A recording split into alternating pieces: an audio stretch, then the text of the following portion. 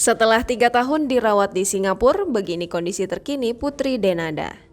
Baru-baru ini penyanyi Denada menceritakan kondisi putrinya Aisyah yang dulunya bernama Shakira Aurum yang sudah 3 tahun berada di Singapura demi menjalani pengobatan kanker darah atau leukemia. Denada pun mengatakan kini Aisyah yang sudah cukup besar sudah lebih mengetahui tentang kondisi yang dialaminya. Selain itu, ada yang membuat Denada kaget mengenai sang putri yang ternyata membuat cerita tentang dirinya sendiri. Secara detail, Aisyah pun menceritakan apa yang dia alami dalam tulisannya tersebut. Dalam tulisan itu pula, Aisyah yang sebelumnya bernama Shakira Aurum menceritakan apa yang ia alami selama menjalani kemoterapi. Denada yang tak pernah bercerita mengenai kondisi Aisyah pada sang putri, dibuat kaget dan merasa bersalah.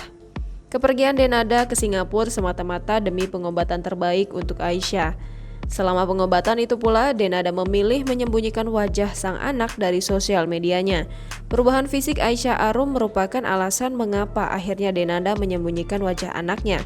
Keadaan Aisyah Aurum pun kini sudah jauh lebih baik daripada saat pertengahan 2018 lalu. Namun, Denada sempat membawa kabar buruk dari anaknya yang harus masuk rumah sakit. Ibu Denada, Emilia Contessa pun ikut panik dibuatnya. Denada memang masih kerap mengunggah kegiatannya bersama Aisyah Aurum selama di Singapura. Apalagi sejak Aisyah Aurum sudah keluar dari rumah sakit dan hanya menjalani pengobatan jalan untuk leukemianya. Terakhir, Denada menyebut kalau Aisyah Aurum kini harus menggunakan kursi roda. Hal ini lantaran pengobatan leukemia berpengaruh pada kekuatan kakinya.